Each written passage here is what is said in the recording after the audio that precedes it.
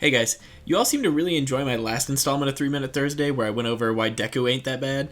So because of a combination of that and my buddy Zach on Twitter posting this, I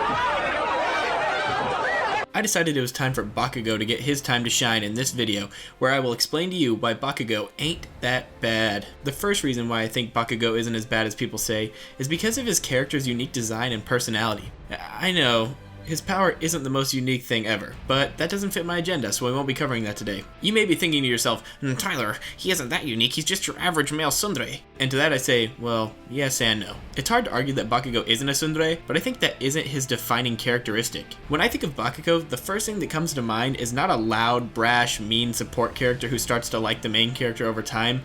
I think of a secondary main character who's going through his own struggles and processes in order to become the best hero that he can, but in his own way. His struggle most reminds me of the dialogue between Endeavor and All Might at the end of Season 4. In the same way that Endeavor wants to become the symbol of peace in a different way than All Might, Bakugo wants to become the top hero of their generation in a different way than Deku. And although he doesn't show it as much as Deku does, Bakugo is also heavily influenced by All Might. This is one of the ways in which they subtly relate to each other even though they don't talk about it much. Another thing that makes Bakugo unique is the way he embodies more of an anti-hero role than anybody else in the class. This makes him unpredictable in a sense, which is really fascinating to watch. When the League of Villains kidnaps him, I thought we were about to experience a little Sasuke 2.0 action, and I was pleasantly surprised whenever I found out that Bakugo isn't like that at all. It is easy to mistake Bakugo's more aggressive and rash attitude for some sort of minor league evilness, but that's not who Bakugo is. Bakugo can be rude, aggressive, and sometimes downright mean, but he is by no means evil. Over the span of the last 4 seasons, Bakugo has very slowly progressed from viewing Deku as a weak target for his frustrations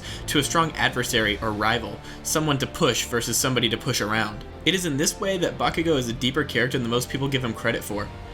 Don't get me wrong, he is by no means as deep of a character as somebody like Kakashi, for example, but he's deeper than most, if not all, of the characters in this show, at least from where I'm standing as an anime-only plebeian. My second and admittedly more shallow reason for liking Bakugo is that he is frankly really enjoyable to me just about every single time that he's on screen. Whether it be a heart-wrenching moment of personal growth, a normal interaction between him and his classmates, or an all-out brawl between him and Deku, my eyes are glued to the screen waiting to see what he will say or do next. He adds a layer of unpredictability to a show that I think could really use more of that. I mean, I love My Hero Academia and all, but it has more soy boys than the vegan aisle at a Whole Foods. I'm kidding, I'm actually a vegan myself. That's not true, but I just don't want you to hate me. Anyways, the point of this video is to show that Bakugo isn't that bad. Is Bakugo perfect? Hell no. But I think he adds far more to the show than he takes away. And that's why there will always be a bomb-shaped place in my heart for that spiky, scary little guy.